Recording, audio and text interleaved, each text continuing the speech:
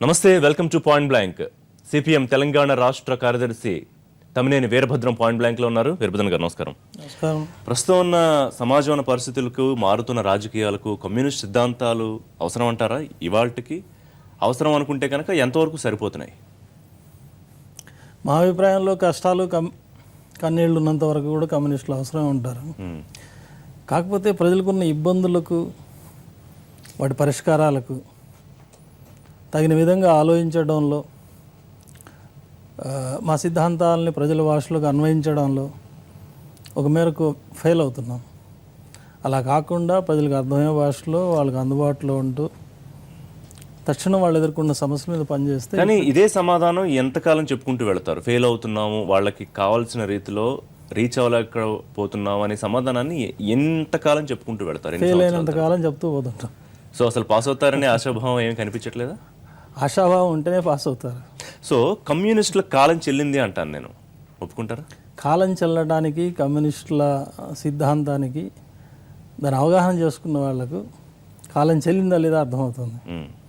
కాలం చెల్లటం అంటే ఓట్లు రావడం, సీట్లు రావడం, వాళ్ళ అధికారులకు రావడం, ఇది కాలం చెల్లడం. ఓట్లు సీట్లు తక్కువైతే కాలం చెల్లిపోవడం, ఈ అర్థంలో కమ్యూనిస్టులు పనిచేయరు. కాలం చెల్లటం అంటే కమ్యూనిస్టులు చెప్పే సిద్ధాంతానికి, అంటే ప్రజల సమస్యలకు ఏదైతే పరిష్కారం కమ్యూనిస్టులు సూచిస్తున్నారో ఆ పరిష్కారం సైంటిఫిక్ కాకపోతే, షూటబుల్ కాకపోతే అప్పుడు కాలం చెల్లిందని భావించాలి. ప్రజలకి సరే మీరు చెప్పే అర్థం కావట్లేదు అనుకుందాం క్లియర్గా. సో అందుకే ఏదైతే మీరు వ్యతిరేకిస్తున్నారో, ఎన్నికలు, రాజకీయాలు, ఓట్లు, సీట్లే మా సిద్ధాంతాలు కాదని, కానీ ప్రజలు మరి వాటితోనే వెళుతున్నారుగా. ప్రజలకు అర్థమయ్యేట్టుగా మేము చెప్పలేకపోతున్నాం, అది ఒక వాస్తవం. కానీ మేము చెప్తున్న పరిష్కారాలు అవి నిజం.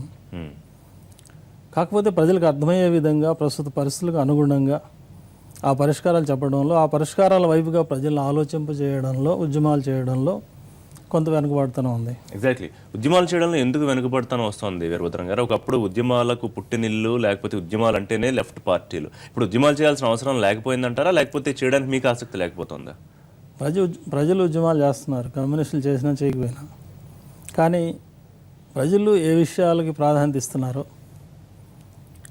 ఏ విషయాలపైన కదిలి ఉద్యమాల్లో వస్తున్నారో ఆ విషయాలు గమనించడంలో కమ్యూనిస్టుల వైఫల్యం కొంత ఉందనేది నా అంచనా.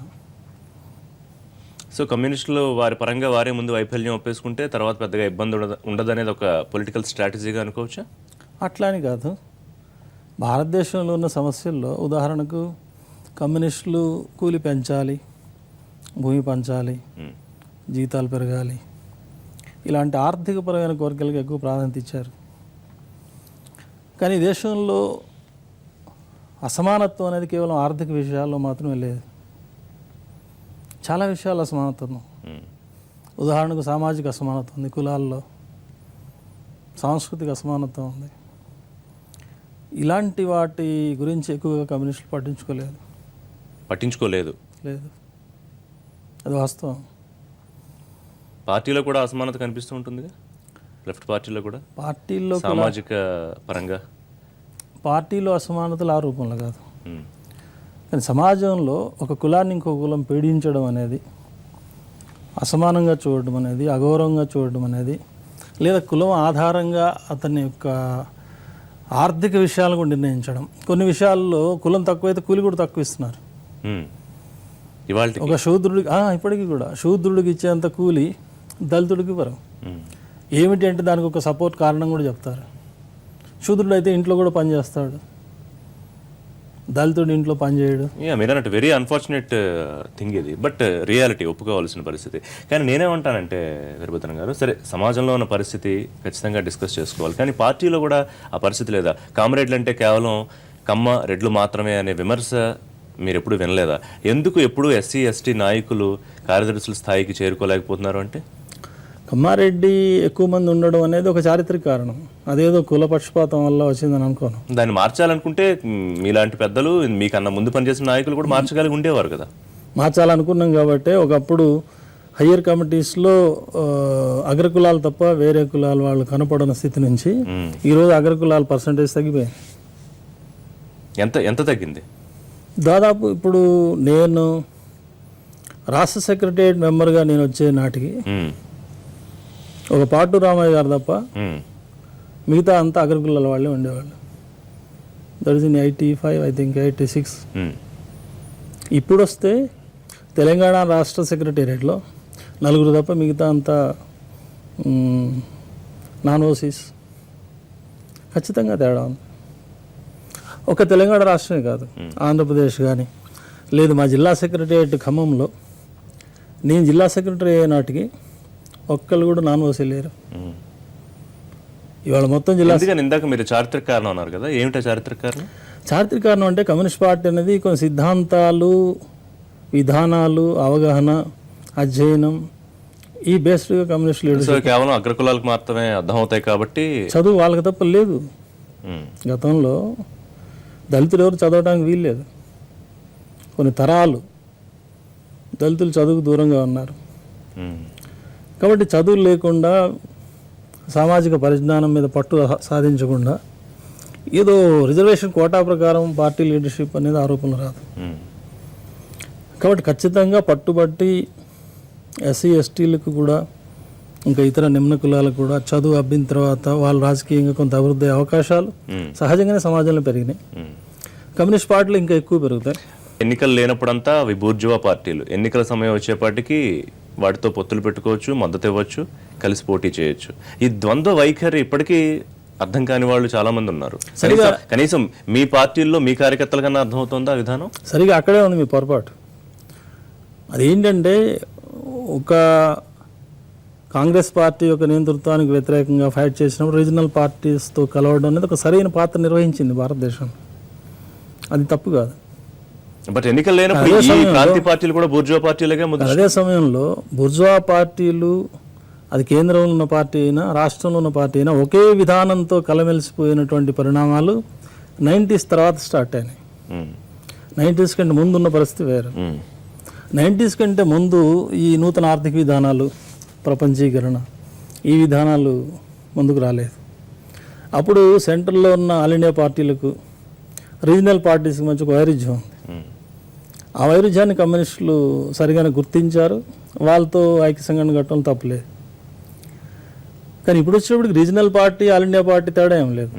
వరల్డ్ బ్యాంక్ డైరెక్ట్గా ఆంధ్రప్రదేశ్కి వస్తాడు, తెలంగాణకు వస్తాడు, ఒక ముఖ్యమంత్రితో కూడా అగ్రిమెంట్ చేసుకుంటాడు. ముఖ్యమంత్రి కూడా జపాన్ వెళ్తాడు, దానికి సెంట్రల్ గవర్నమెంట్ పర్మిషన్ అక్కర్లేదు. అంటే ఒక విధానపరమైనటువంటి సేమ్నెస్ వచ్చేసింది ఆల్ ఇండియా పార్టీ కానీ రీజనల్ పార్టీ కానీ. ఇంక ఇప్పుడు కూడా ప్రాంతీయ పార్టీతో పొత్తుకెళ్ళడం అర్థం లేని విషయం. కానీ ప్రస్తుత పరిస్థితి చూస్తూ ఉంటే ఇందాక నేను అన్నట్టు మీరు చెప్పే కొన్ని పడికట్టు పదాలు ఉంటాయి, అవి కేవలం కాగితాల మీద రాసుకుందుకు మాత్రమే బాగుంటాయేమో అనిపిస్తుంది. ఎందుకంటే ఇందాకనే మనకున్న ఎవరికీ అర్థం కావట్లేదని. సో ఇప్పుడన్నా విధానాలు మార్చుకోవాల్సిన అవసరం ఉంది అని ఏమన్నా గమనిస్తుందా? పోనీ కాసేపు మిగతా పార్టీలను పక్కన పెడదాం, బూర్జువా పార్టీలా లేకపోతే కొత్తగా వచ్చే పార్టీలా, అవన్నీ పక్కన పెడదాం. అదే ఆ పడికట్టు పదం అంటే, పడికట్టు పదం అంటే ఒక నిమిషంలో చెప్పేయచ్చు మీకు. దాన్ని అర్థమయ్యేట్టుగా, మీకు అర్థం కాకపోతే అర్థంగా అయ్యేట్టుగా వివరించాలంటే 15 నిమిషాలు చెప్పాలి. అలా ప్రజలకు అర్థం కావాలి కదా, వాళ్ళకి ఎన్నాళ్ళైనా ఎన్ని సంవత్సరాలైనా అర్థం చేసుకుంటే ఉండే ప్రక్రియ కొనసాగుతుంది. మా లోపం అదే, మీతో మాట్లాడినట్టే ప్రజలతో కూడా మాట్లాడతాం, అందుకని వాళ్ళకి అర్థం కావట్లేదు. మరి మార్చుకోవాలి కదా విధానాన్ని. ఆ ప్రయత్నంలోనే ఉన్నాం ప్రస్తుతం. మీ ఎన్నికల్లో ఎక్కడ డబ్బులు ప్రస్తావన ఇవేమి జరగట్లేదా? లేదు, సీరియస్లీ ఓటు కొనే సమస్య లేదు కమ్యూనిస్టులు. గత సార్వత్రిక ఎన్నికల్లో మేము ఎంతవరకు చెడిపోయామంటే, గతంలో బుర్జువా పార్టీలు రకరకాల హంగుల ఆర్భాటాలతో వెహికల్స్, లేకపోతే గోడల మీద రంగులు ఇట్లాంటివి వేసేవాళ్ళు. మీ ఎర్ర జాజ్ తోటి చాలా చీప్గా ప్రచారం చేసేవాళ్ళం. తెల్ల కాగితాల మీద సిరాతో మేమే రాసి అంటించేవాళ్ళం. కానీ ఇప్పుడు మేము కూడా పోస్టర్లు వేయడం నేర్చుకున్నాం. ఎగ్జాక్ట్లీ, ముఖ్యంగా మీరు వచ్చాక కార్పొరేటీకరణ బాగా పెరిగింది. మేము వచ్చాకనే పోస్టర్లు వేయడం నేర్చుకున్నాం, అందమైన కరపత్రాలు ముద్రలు వేయడం నేర్చుకున్నాం, వాళ్ళకి వీడియోలు కూడా వేసి ప్రదర్శించడం నేర్చుకున్నాం. కానీ డబ్బులు పెట్టి ఓట్లు కొనడం ఇంకా నేర్చుకోవాలి. అల్టిమేట్గా ఏమిటంటే సిపిఐ సిపిఎం పార్టీలు రెండూ కలుపుకున్నా కూడా ఒక అభ్యర్థిని నిలబడడానికి అభ్యర్థి లేడు అనేది ఫైనల్గా రాసుకోవాల్సిన విషయం. ఇంకోటి ఏంటంటే వామపక్ష శక్తులన్నీ కలవడం, అవన్నీ పక్కన పెట్టండి. ఎప్పటి నుంచో కలిసి పనిచేస్తూ ఉంటున్న సిపిఐ సిపిఎం ఎప్పుడు రైలు పట్టాలేగా, పక్క పక్కనే చూసుకుంటూ వెళ్తే తప్ప ఇప్పుడు కలవడం అనేది కనిపించలేదు. ఇందాక మీరు అన్నారే పడికట్టు పదాలని, కమ్యూనిస్టుల ఐక్యత అంటే రైలు పట్టాలని, ఈ చెప్పేవన్నీ ఎప్పుడు చెప్పే మాటలేని, ఈ పడికట్టు పదాలు మీలాంటి వాళ్ళు ప్రయోగిస్తుంటారు కమ్యూనిస్టులపై. మీ దగ్గర విన్నమే మేము. అదే అందుకే ఈ పడికట్టు పదాలు వదిలేసి వాస్తవం ఏంటని పరిశీలన చేస్తే ఇప్పుడు కమ్యూనిస్టుల ఐక్యత 17 మాసాలు అయింది తెలంగాణ ఏర్పడి. ఇంతవరకు ఒక్క సమస్య మీద కమ్యూనిస్టులు ఒకళ్ళనొకళ్ళు బహాటంగా విమర్శించుకొని వేరు పొలిటికల్ లైన్స్ తీసుకున్న సందర్భం లేదు తెలంగాణలో. అది కమ్యూనిస్టుల ఐక్యతకు గుర్తా కాదా? సరే, అక్కడితో సంతృప్తి చెందడమేనా? విమర్శలు చేసుకోకపోతే కలిసి ఉన్నదాంతో సంతృప్తి చెందు, రేపు వచ్చే దాని గురించి ఏం ఆలోచిస్తాం? ఇప్పుడు విమర్శలు చేసుకోకపోతే కలిసి పని చేసినట్టేనా? కలిసి పనిచేయబట్టి విమర్శలు లేకుండా ఉన్నాయి. ఆన్ పేపర్ టెక్నికల్ గా కలవడానికి ఆన్ పేపర్ కాదు, టెక్నికల్ గా సాంకేతికంగా కలవడానికి ఏమిటి సమస్య? రెండు సిపిఐ సిపిఎం కలవడం అనేది రాష్ట్ర సమస్య కాదు, అఖిల భారత సమస్యలు మాట్లాడతారు. అందుకే అడుగుతున్నా. అఖిల భారత స్థాయిలో కమ్యూనిస్ట్ పార్టీలు ఏ సమస్యలపై అయితే విడిపోయినాయో ఆ సమస్యల మీద ఏకాభిప్రాయం వస్తే కలిసి పనిచేయడానికి అభ్యంతరం ఉండదు, కలిసిపోవడానికి అభ్యంతరం ఉండదు. సమస్య ఏంటంటే మా అభిప్రాయంలో కమ్యూనిస్టులు కలిసిపోవడానికి ముందు కలిసి పనిచేయడం నేర్చుకోవాలి. కలిసిపోవడం అనేది గొప్ప విషయమైనట్టు, అలా కలిసిపోకపోతే వాళ్ళు తప్పు చేస్తున్నట్టు అట్లాంటి పడికట్టు పదాలు అక్కర్లా. ప్రజల సమస్యల విషయంలో కలిసి పనిచేయడానికి అభ్యంతరం లేని విధంగా పనిచేస్తే కలిసిపోవడానికి పెద్ద ఇబ్బంది ఉండదు. ఎప్పుడు ఇబ్బంది పడరు, ఇబ్బంది పెడతారు. తప్పకుండా ఇబ్బంది పెడతాను, పొలిటికల్గా ఇబ్బంది పెడతాను. పర్సనల్గా ఎవరిని ఒక మాట అనేవాడిని కాదు నేను.